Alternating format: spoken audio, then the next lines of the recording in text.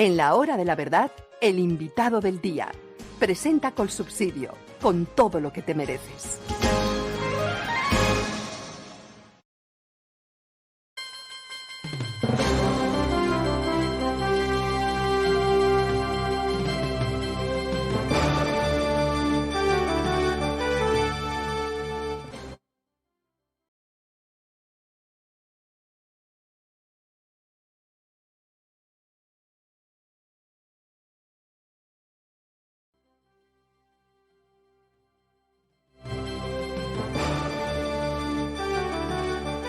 Avanzamos en la hora de la verdad, son las 6 de la mañana, 28 minutos.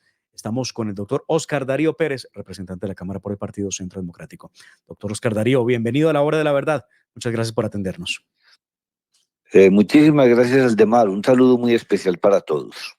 Doctor Oscar Darío, el gobierno del presidente Gustavo Petro está empeñado en asuntos que nos llaman mucho la atención y le propongo el primero de ellos.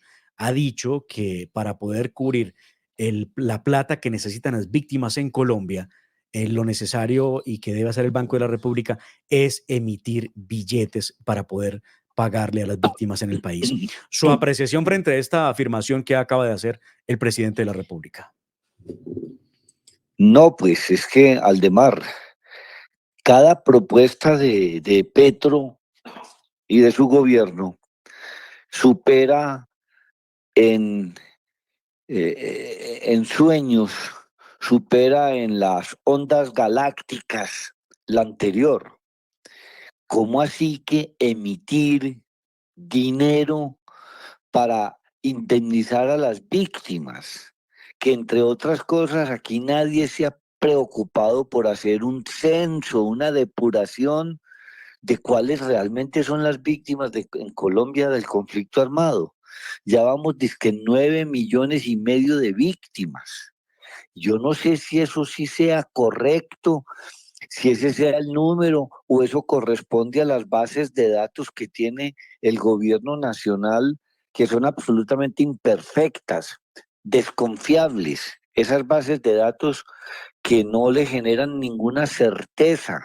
Pues miren nomás para la asignación de los subsidios, cómo tienen una base de datos infectada por personas que lo reciben y no lo necesitan. Pero el fondo del tema de emitir dinero, eso no cabe en la mente racional de ningún ser humano y menos de un gobernante que se autoelogia de economista. Es increíble. Eso lo que trae es una generalización de la inflación desbordada y la inflación la paga todo colombiano en todas las ciudades y en todos los rincones de la patria. La inflación, la hiperinflación que eso causaría, mejor dicho, sería irrecuperable. La desvalorización de la moneda, es decir, billetes sin valor. ¿No han visto acaso los videos de lo que valen los billetes en Venezuela? Que los utilizan para hacer artesanías. A eso nos quiere llevar al mismo caminito de Venezuela y de Argentina, que también tuvo unas hiperinflaciones y que desvalorizó en grado sumo el peso argentino. Es que esos caminos ya los ha recorrido algunos países del mundo. Lo mismo en pensiones. Es que yo no sé si es que este presidente no comprende que los colombianos no somos estúpidos y no somos bobos. Es impensable decirle al Banco de la República que emita billetes sin valor, porque van a perder valor y no son cualquier cifra. No son cualquier cifra. Han dicho la Procuraduría que lo que se requeriría para indemnizar a ese voluminoso número de víctimas serían 303 billones de pesos. Inclusive para las mismas víctimas indemnizadas, lo que les darían sería papel, que si siguen así se volverá papel periódico, papel para recortar, papel que no tendría ninguna capacidad de compra. ¿Por qué? Eso sería otro engaño a las mismas víctimas, eso sería revictimizarlas, porque esos billetes que les entregarían con las hiperinflaciones que eso crearía, serían para comprar miserias, para comprar muy poquito, porque con eso acabamos con la moneda colombiana, que bien que mal ha fluctuado ahí en unos alrededores de los 4.000 pesos por dólar. Claro que sin tener en cuenta pues los dineros del narcotráfico que de alguna manera han ayudado para que la moneda tenga algún grado de estabilidad. Y los dineros de los colombianos en el exterior que han mandado unos voluminosos recursos este año, se aspira a unos 13.000 millones de dólares. Así que, en resumen, ante una alocada propuesta como esas, no debe merecer sino el profundo rechazo de todos los estamentos de la sociedad colombiana, empezando porque el Banco de la República tiene una independencia que le otorgó la Constitución del año 91 y que por esa independencia constitucional es que este gobierno no le ha podido echar mano como es su deseo. Doctor Oscar Darío, el próximo año se habla de cambios en el Banco de la República y por lo menos 2 codirectores saldrían de la institución. ¿No hay un temor de que Gustavo Petro pueda incluir allí a otros de estos activistas que no les importa, obviamente, ni la economía, ni el crecimiento, ni la sociedad, ni la estabilidad macroeconómica del país, sino que le hagan caso? ¿No hay un temor respecto a eso? Por supuesto, temor superlativo. No ha podido nombrar comisionados para la CREG porque no tienen personas capacitadas. No ha podido nombrar ministros académicos, expertos, sino se le ha ocurrido que el ministro de Educación lo sacó por allá de un activismo extremo, el director de planeación, etcétera, etcétera, etcétera, porque la academia no ha sido propiamente la característica de los funcionarios de este gobierno. El activismo sí, los guanúmen sí, eso sí. Por favor, claro que hay muchísimo temor. ¿A quién va a llevar a la máxima instancia de la política cambiaria, monetaria y crediticia de este país, que es el Banco de la República? Allá es donde se lucha contra la inflación, allá es donde se ponen las normas para el crédito en Colombia, allá es donde se decide cuánto es el circulante que va a estar en el país. Todo esto, que son decisiones eminentemente técnicas, son las que se toman en el Banco de la República. Temor, muchísimo. ¿A quiénes nos irá a llevar allá? Ujú. Y si de pronto lleva personas académicas, ¿qué grado de ideología aplican primero que la técnica o que los criterios técnicos? Ya hemos visto que la ideología es lo de este gobierno. O se nos olvida la exministra Irene Vélez, que hablaba del decrecimiento, que paralizó las exploraciones y las explotaciones de hidrocarburos y de carbón y de minerales en general. Ese es un activismo galopante que acaba con las posibilidades económicas de un país con tantas posibilidades en el mundo como es Colombia.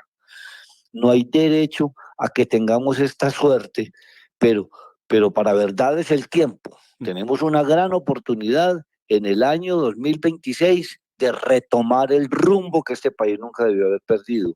Y también nos da temor los magistrados de la Corte Constitucional que van a ser reemplazados el próximo año, a quienes se le acaban el periodo. Se aplican las mismas condiciones que acabo de mencionar para los posibles codirectores del Banco de la República. Sí, de hecho, doctor Oscar Darío, hay 4 nombres de la Corte Suprema que salen perdón, de la Corte Constitucional, que salen de su ejercicio. Antonio José Lizarazo, que sale en febrero del 2025, Cristina Pardo Schlesinger, que sale en mayo del 2025, Diana Fajardo, que sale en junio del 2025, y José Fernando Reyes, que sale en septiembre del 2025. Y entonces, ¿cuáles van a ser los magistrados? Pues muy bien, pero quería también preguntarle por otros dos asuntos, doctor Oscar Darío. ¿Qué pasó al fin con los debates que había en el Congreso de la República, en las comisiones conjuntas, en lo que tiene que ver con el presupuesto general? Esos más de 523 billones de pesos que está pidiendo Gustavo Petro para el año 2025. Pues no digamos qué pasó porque todavía estamos en las discusiones, sino qué está pasando. La verdad es que las comisiones económicas tenemos muchísimas preguntas, muchísimas dudas de que los 523 billones de gasto están soportados en 523 billones de ingresos. Hay una diferencia que lo ha establecido el Comité de la Regla Fiscal, de la CARF, ha dicho que el marco fiscal de mediano plazo, que es como la ruta en materia económica que tiene cualquier gobierno, ese marco fiscal determinó apenas hace 2 meses que los ingresos corrientes para Colombia, que pues para nuestro país, porque es hecho para nuestro país por nosotros mismos, en el año 2025 iban a ser 289 billones. Esos son los ingresos tributarios, 289. Y en el presupuesto aparecieron de la noche a la mañana 316. Hay una diferencia de 26 billones. No son 12, como se dijo en un principio, que son los que estarán sometidos a la ley de financiamiento que se aprestan a presentar la próxima semana. El lunes nos la van a explicar a las comisiones económicas. Entonces, estamos hablando de 26.6 billones, 14.6 más que los 12 que son contingentes y que obedecen a la opción de que se aprueben o no se aprueben con la ley de financiamiento, a la cual le veo un ambiente muy negativo en el Congreso. Entonces la pregunta es, ¿de dónde van a salir esos recursos? Como no hay fuente cierta, no la hay, el Congreso tiene mucho temor que pase lo mismo que pasó este año. Y lo mismo que pasó este año es que se aprobaron unos ingresos en el presupuesto 2024 que nunca se consiguieron.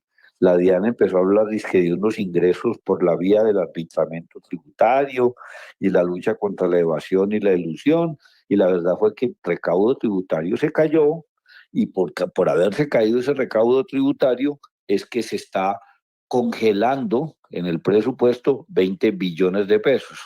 Decisión muy tardía. Esa decisión se debió haber tomado por allá por el mes de abril o mayo, y aquí la están tomando en el mes de julio.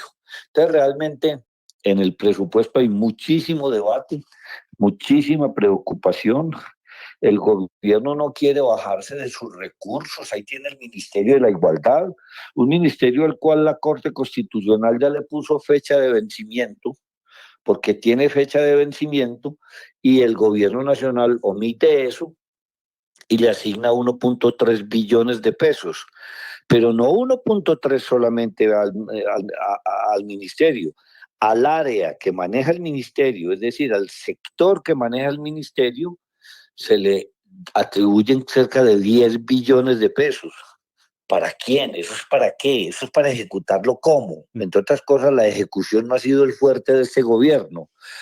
Eso es simplemente preparar unos recursos para el año 2026, para ir allanando el camino del año 2026. Para hacer Así que la política, discusión del presupuesto está muy candente todavía al demás. para hacer política con los recursos, evidentemente, en el caso del Ministerio de la Igualdad, que no logra el 2% de la ejecución del presupuesto. La consecuencia que debería tener eso, doctor Oscar Darío, que un ministerio no haya ejecutado siquiera el 2% al mes de agosto, no puede ser como consecuencia que entonces le den más presupuesto del que ya le habían dado y que no fue capaz de ejecutar. Pues por supuesto, lo que pasa es que ese es un ministerio creado a la medida de la persona que lo dirige. Es un ministerio para ocupar a la vicepresidenta. La verdad es que el nivel de ejecución, además, eso sí, usted ha dicho el 2% en lo de que se refiere a la inversión. Ujú. En el funcionamiento sí son religiosos. En eso sí son, mejor dicho, bastante exigentes. El presupuesto de funcionamiento sí lo cumplen. Lo de los sueldos, lo de los viajes, lo de los viáticos, lo de la gasolina de avión, que entre otras cosas, pues como ya no hay tanta, no faltará de pronto dentro de poquito alguna otra sorpresa que nos digan que la gasolina de avión ya de pronto la van a hacer del aceite del aguacate o cualquier cosa de esas. Pero Bueno, no está, también hay tantos aviones, también, pero no está lejos. Antes de ayer escuchaba no, al ministro y de Minas decir que ya estaban probando biocombustibles para hacer volar aviones, mientras la Unión Europea bueno, dice que se está haciendo pruebas para ver si de pronto de aquí al 2050 puede haber una mezcla en el combustible. En Colombia el ministro ya dijo que era una realidad para el próximo año. ¿Cómo la ve? no, lo que pasa es aquí la inventiva es infinita, pues es que si nos mantenemos en las galaxias, bueno, pues llegará un momento en que haya, pues se pueda volar sin combustible, pues todavía vemos muchos aviones que vuelan sin combustible. Aviones, pero ¿qué clase de aviones?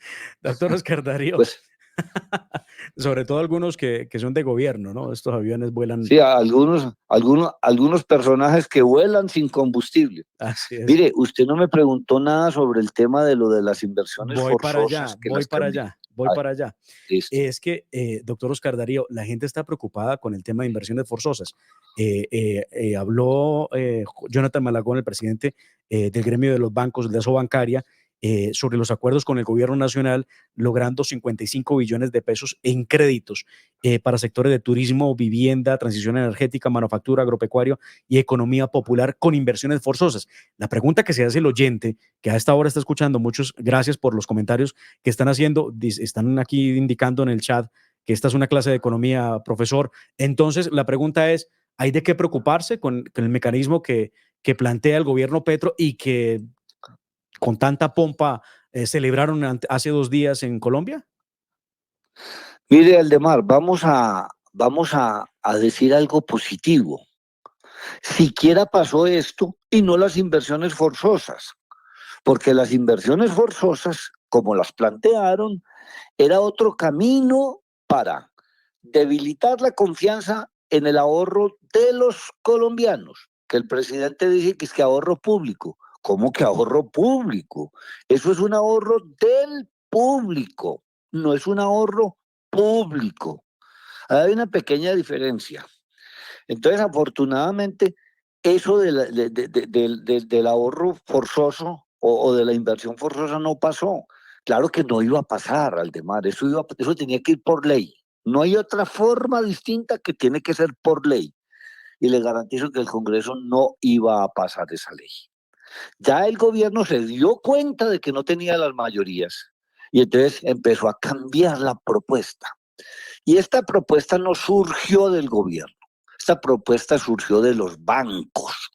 En el mismo Cartagena, en el marco de la asociación bancaria, el director de la asociación, el doctor Jonathan Malagón, le dijo al gobierno, nosotros como bancos estamos dispuestos a estudiar unas líneas especiales de crédito para los sectores que nos impliquen una reactivación económica. Es que nosotros necesitamos la reactivación económica. Para que haya reactivación económica, lo primero que tiene que haber es confianza, tiene que haber es inversión, y eso es lo que no hay en Colombia. Ni confianza ni inversión. Los mercados no confían en este gobierno, no confían en el país, para que lo digamos con precisión. Entonces lo que se logró fue que los bancos le dijeron al gobierno, bueno, vamos a hacer un plan de reactivación, en lo que estamos de acuerdo todos. Es que nosotros no podemos seguir con este crecimiento famélico del 0,6%. Estos 2 últimos trimestres han mejorado un poco la situación y nos proyectan para que al año 2024, a finales, diciembre, estemos con un crecimiento entre el 1,5 y el 1,7. Así sea el 2. Eso es un crecimiento bastante minúsculo para lo que el país necesita. Un país que no crezca no recauda impuestos. Un país que no crezca no puede hacer inversión social, no puede generar empleo, no puede mejorar indicadores sociales en salud, en educación, en agua potable, etcétera. porque si no hay riqueza no hay que repartir. Esa es una fórmula tan sencilla que los marxistas no han podido entender en la historia. Por eso ningún país comunista puede mostrar nada en materia de crecimiento económico y de mejora en la calidad de vida de los ciudadanos, porque no tiene capacidad para hacer inversión social, porque todo lo estatiza. Entonces, afortunadamente, la banca le ha dicho al gobierno nacional, vea, vamos a coger el sector de la vivienda y la infraestructura, que es el que más mano de obra genera, y en los últimos 18 meses le hemos invertido a ese sector 31 billones. En los próximos vamos a invertir 40 billones, es decir, 9 billones más.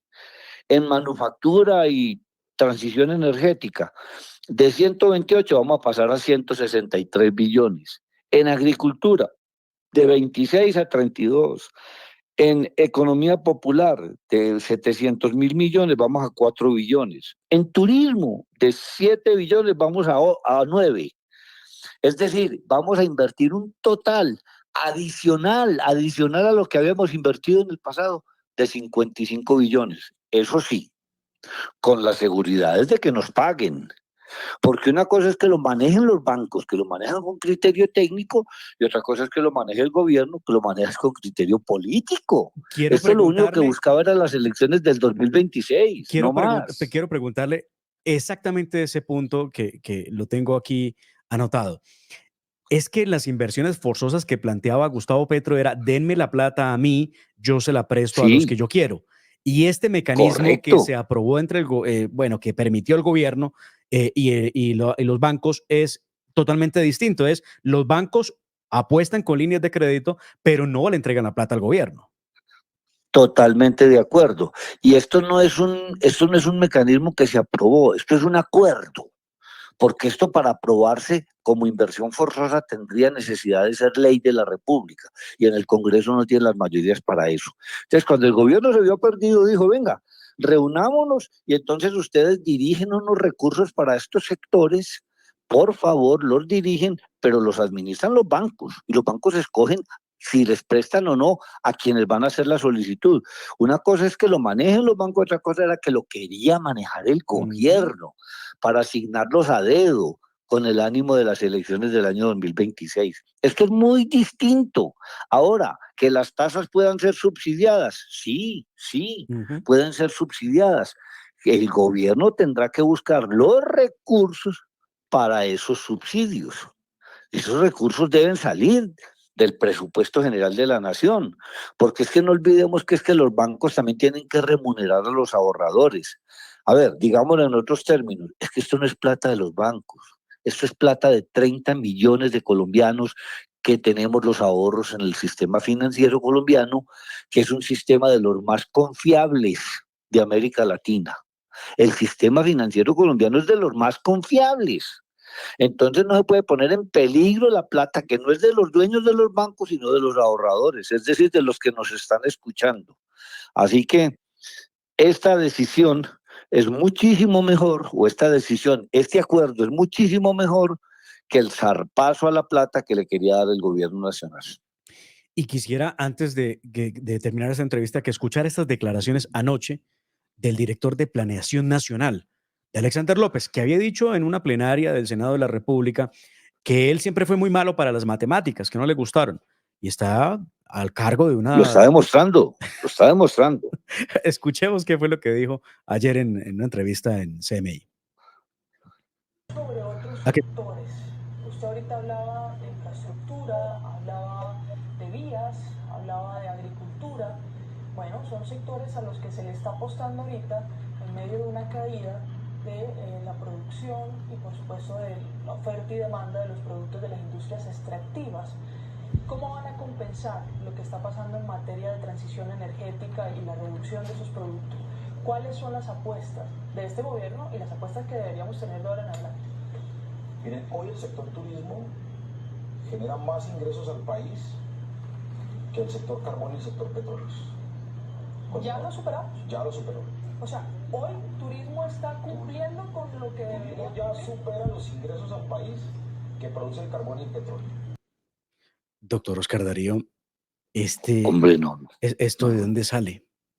No, pues decir, si usted no me dice que es una entrevista, yo creo que es una película, un drama. ¿Cómo así que el turismo supera los recursos de carbón y petróleo? Por Dios, no es sino que mire las exportaciones de Colombia y mire los ingresos por exportaciones y los ingresos por turismo. Está bien que el turismo haya venido ganando terreno, porque es que tenemos mucho para mostrar, mucho para venderle al mundo, a pesar de la inseguridad galopante, que turista que llegue lo atracan, porque eso no lo pueden desconocer. Pero decir que ya el turismo superó los ingresos por petróleo y por carbón, eso sí yo se lo digo, yo nunca había oído semejante mentira. Es imposible. Es que no pedir las cifras nacionales para, para determinarnos cuánto.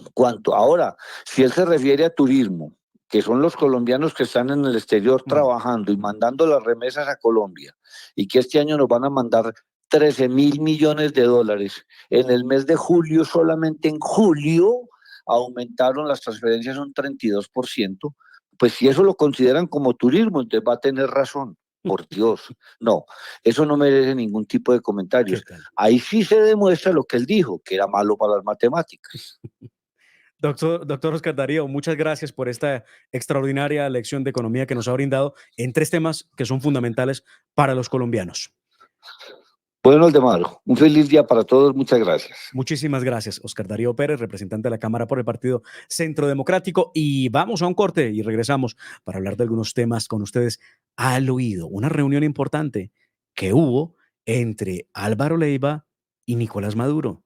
Sí, señores, Álvaro Leiva, el ex canciller o canciller suspendido por la Procuraduría. Vamos adelante. En la red de Colegios Colsubsidio ofrecemos un entorno educativo que fomenta la investigación, el pensamiento crítico y habilidades socioemocionales, garantizando una formación integral que prepara a nuestros estudiantes para enfrentar los desafíos del mañana. Inscribe a tu hijo ahora en colsubsidio.com. Juntos lo hacemos posible. Exclusivo para afiliados. Vigilado Supersubsidio.